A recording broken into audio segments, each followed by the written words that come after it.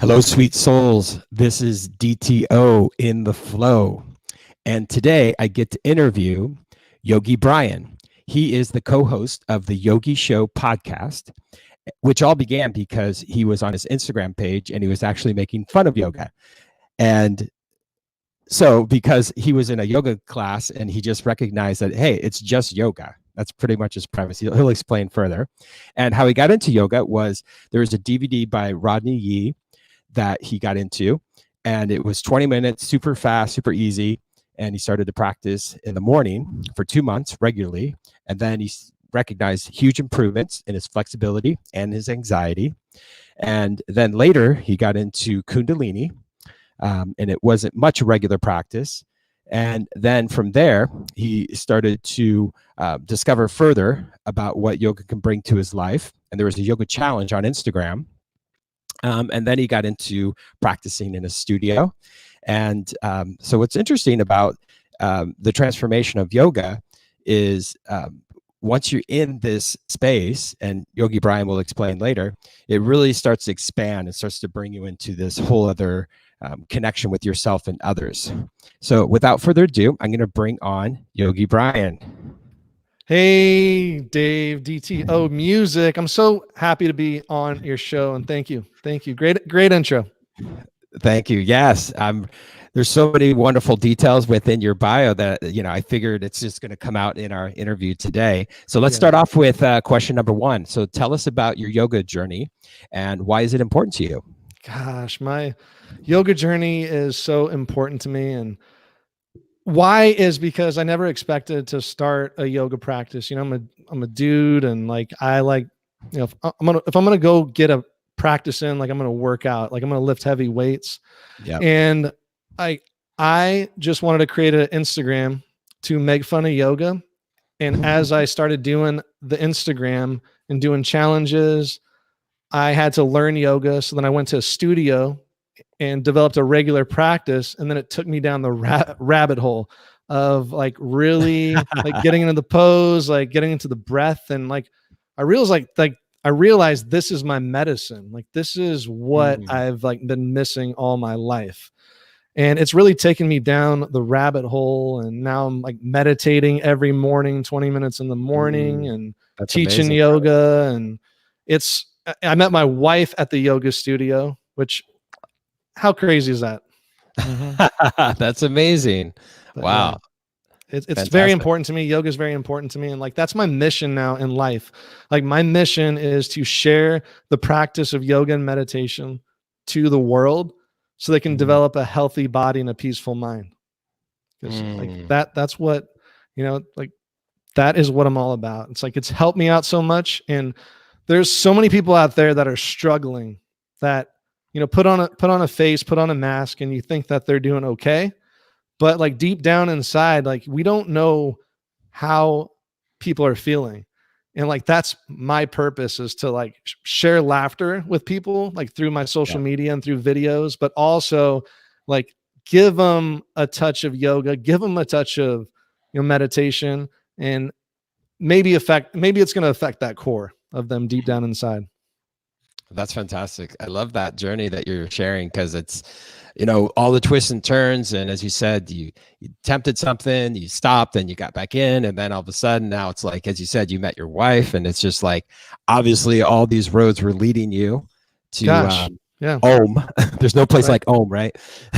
Yeah, there's no place like Om. Yeah, it was all leading me there. And I didn't realize. So when I first started dabbling with yoga, I was just having physical problems. I had plantar's foot. I weighed at the time 236 pounds, just not healthy. And I just needed to do something different. And that's why I was going through physical therapy for my plantar's foot. And they said it was the Achilles heel. And it's there's so many important things in your foot and your foot muscle that's why you need to stretch and take movement. So yoga was something where the Rodney Yee AM video, I could literally wake up and then roll on the floor and do yoga on the floor, like on my back. I didn't have to do like much of working out or much of like, it didn't feel like physical activity. And that 20-minute video, I did it for a couple months and it was powerful. Like my body started feeling better. My anxiety was going away. I felt more clear and I felt like I had more time, because I get that a lot where people say like, I don't have time to do yoga. Well, it's like, well, if you do yoga, it's going to create space that you're going to have a lot more time. So that's what I like dabbled with, like that Rodney Yee AM video is like, I found like, it just teased me with like how much space and how much like therapy, like it could provide to me. And I didn't stick to it. I got sidetracked and then eventually like did Kundalini yoga, and Kundalini was like powerful. Like it was like, boom, like I felt on a yoga high. Yeah, you're doing all these moves. You're just exactly doing all the moves. You're feeling the breath, like you're feeling it. Yeah. It's like it just like pumps the arteries. It's like the engine, the motor. You're just like, all right, I'm alive, I'm awake, I'm here. Yeah, and I love the mantra work too. Like the music and the sound to it. So yeah, it started there. That's amazing. Well, let's go to question number 2. Sure. So what inspired you after being activated, or let's call it like have that aha moment, like, wow, the power of yoga, and you get to see these results. And, as you said, like you get to heal your body and feel like you're creating time and space in your life. So what then inspired you to teach?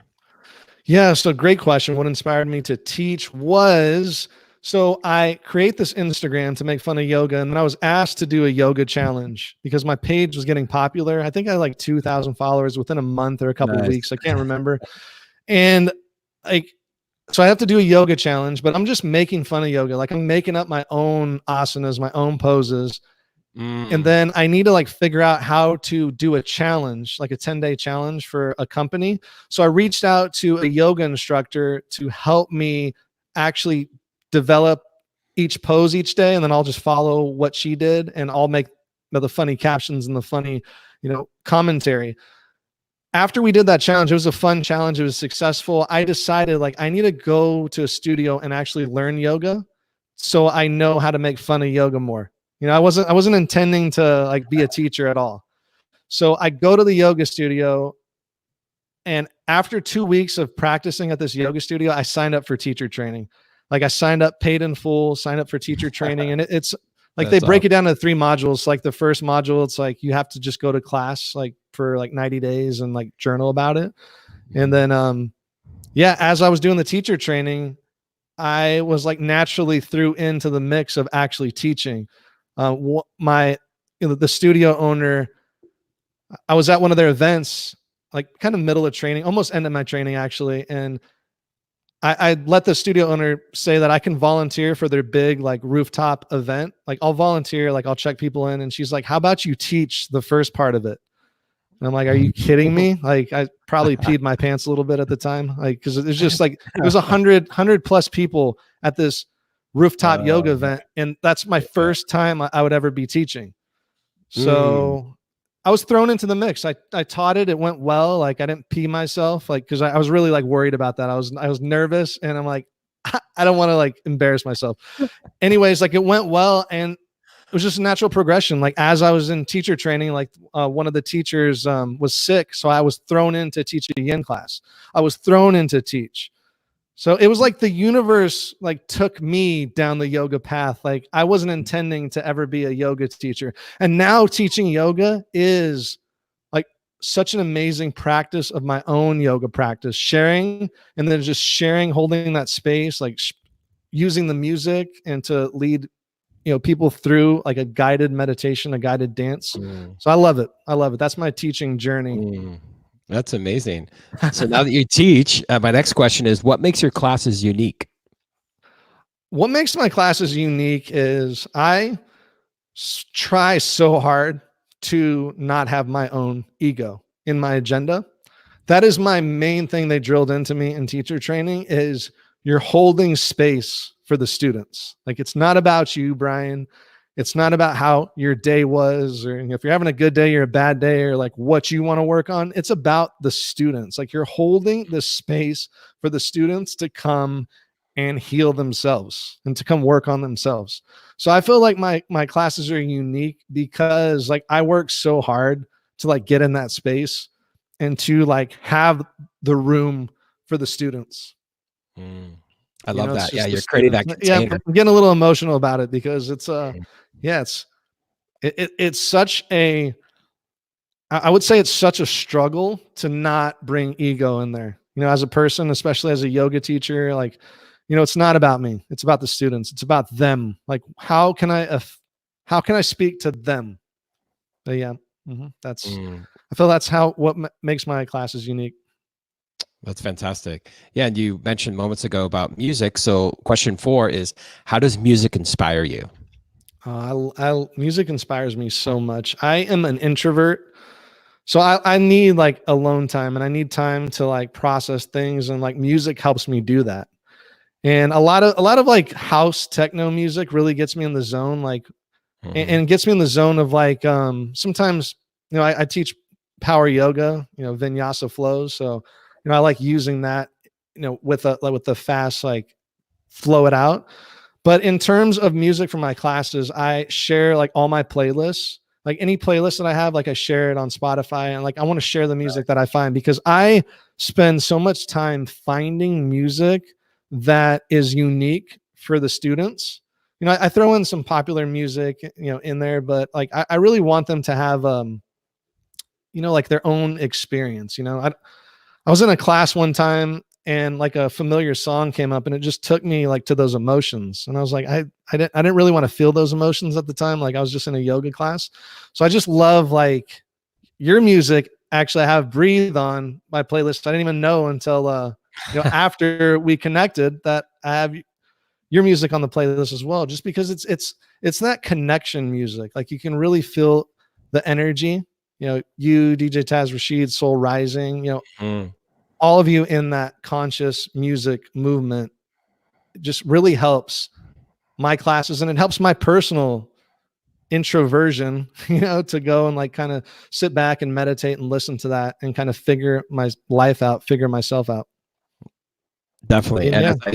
I share with you that I'm a part of Buddha Music Group. I'm the artist and marketing director, and our intention is raising the vibrations of the planet through art and music. And myself and Kiyoshi and amazing talent Tamara, she's all a part of this, and she's an instructor. Kiyoshi and I are both yoga instructors, and as you said, it's like creating that container, holding that space, and then when you're bringing the healing and the benefiting motives that through like music, all of a sudden you're like, wow, what's evoking within me? I didn't even know this was here, but I'm like, as you said, in a power flow. Maybe you have people going to their optimal levels where if the music wasn't there, maybe that level of inspiration couldn't have happened. So it's that alchemy, right? It's that 100%. synergy.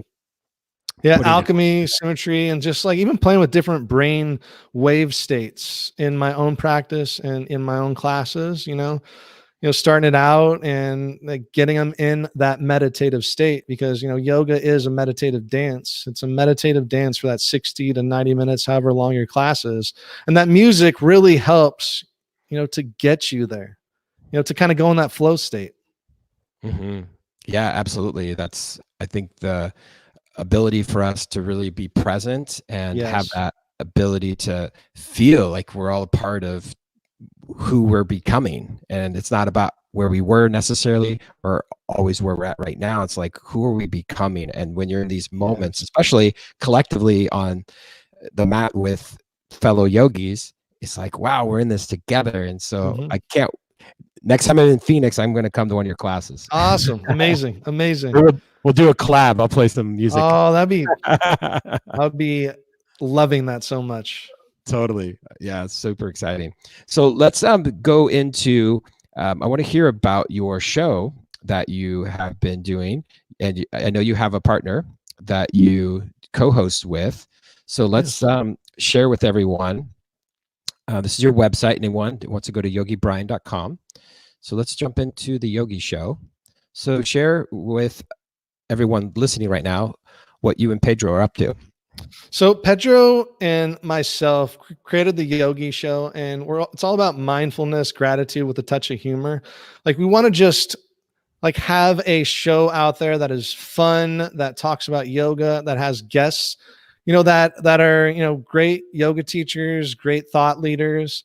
And we started this show on Instagram Live a while ago. I think it was like a year and a half ago, maybe. Like we started on Instagram Live. Like we would go on like every Tuesday, and him and I would just chat about different topics.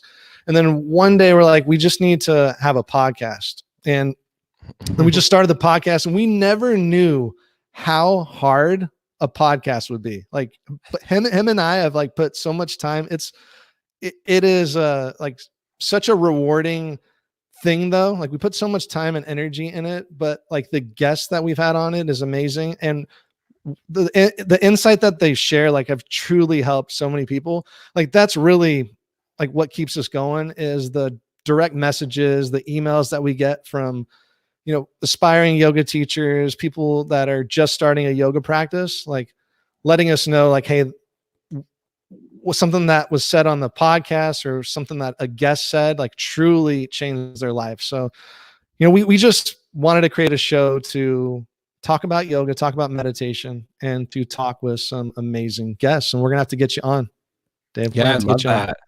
Well, yeah, absolutely. That'd be an honor, brother. Thank you. Let's do it. So I'm going to show some of the episodes. Sean Korn, you have variety of people. Yeah, Sadie Nardini, we got Coop Blackson, Catherine Budig, cool. Soul Rising there, Kino McGregor, Brian Kest. I know Kino's awesome. She's fun.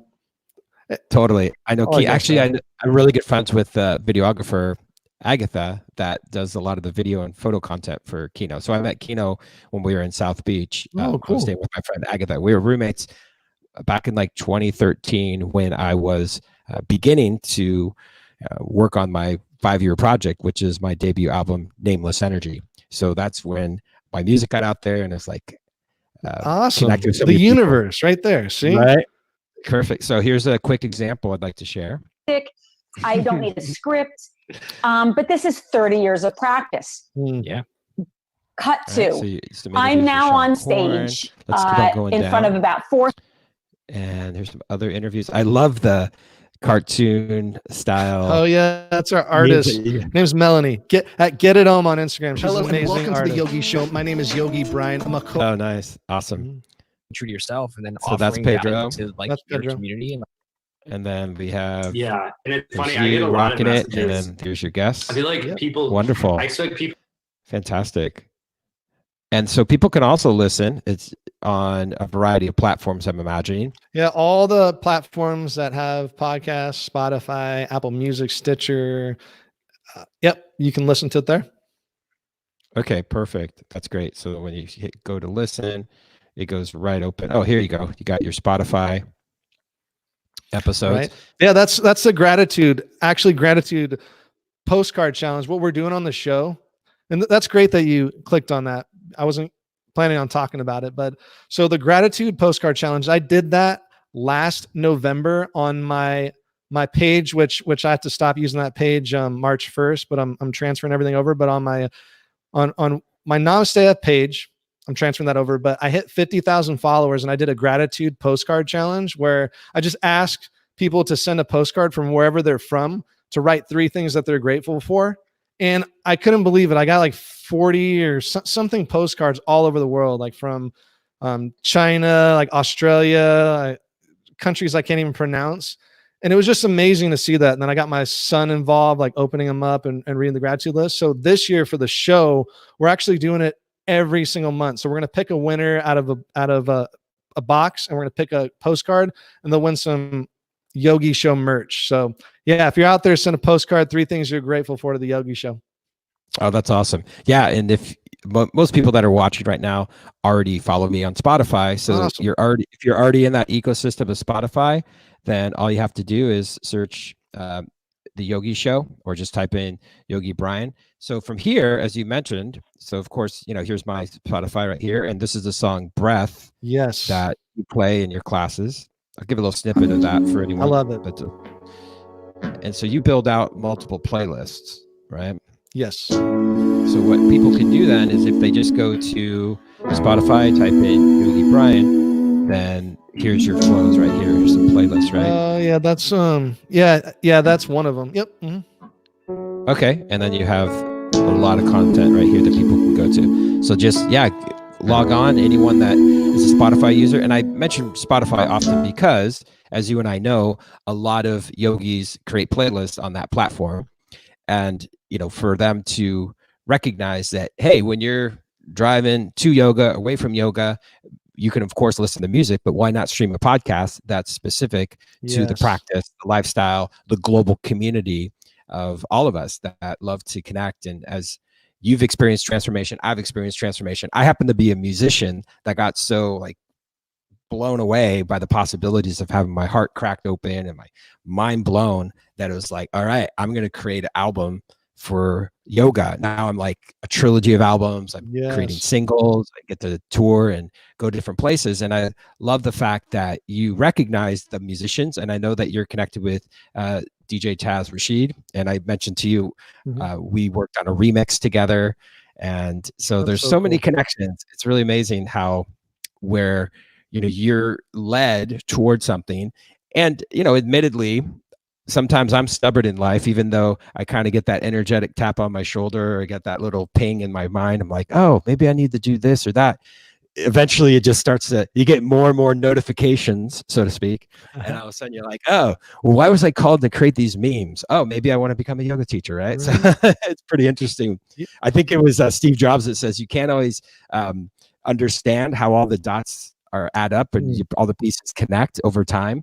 But once you get through different ages and eras and chapters of your life, you're like, oh yeah, maybe I got into yoga as you in your situation to meet my wife. That's huge. Yeah. You just never know. And that's one of the things that I've learned with, setting an intention or manifestation is you set that intention and you feel it in your heart, but you don't know how it's going to manifest. You don't know how that's going to come to you in the universe, your plans are not as huge as the universe's plans. So if you got something out there, feel it in your heart, see it, meditate on it, and it's gonna come for you. Just like this show here. I'm listening to your songs, and then after talking with you, like you said, you have a chakra songs. I'm loving chakra lately. So we need to. That's amazing. I need to listen to all those. And when you mention meditation, is this a proper pose for people to go to? That's hilarious. Yep, that's what you gotta do. I love dinosaurs. Yeah, nice. that's so awesome. Good. And so a lot of your Instagram, I want to showcase this for anyone that's watching to add you. As you said, you really okay. You're definitely a dinosaur lover. Oh, you're reading the Bhagavad Gita. We gotta read the Gita. Yeah, you got T-Rex reads the Gita. Of course, yeah. That's he was attempting to not become extinct, but now he has eternal life and total consciousness. Exactly right. That's awesome. Great. So yeah, and so do you have some of those original memes that you started to post? Is it on this page or was that more? It's on my other page. Yeah, it's on my other page, but I'm bringing those back. I'm going to bring the original memes. I actually started. So when I started my bigger page, which I'm transitioning over, I started just doing poses to make fun of yoga. And then I actually won a meme contest on Yogi Memes page, who's Pedro, who's my co-host. And I didn't even really know him before, but I won a meme contest on his page. And after winning that meme contest, I'd been making memes here and there, throwing them out, but nothing serious. But once I won his meme contest, I was like, I think I could write memes consistently. And then it just started. I kept my whole page turned into a meme page. Oh, that's amazing. I want to showcase this awesome picture. That's wonderful. And I saw a picture of your son.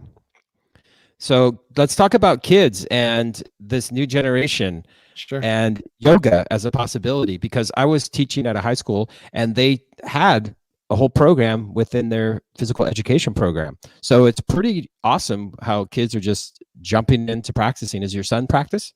He does. I take him with me to as many classes that they'll let me take him to. when I did my teacher training, the studio is really cool that I could bring him there.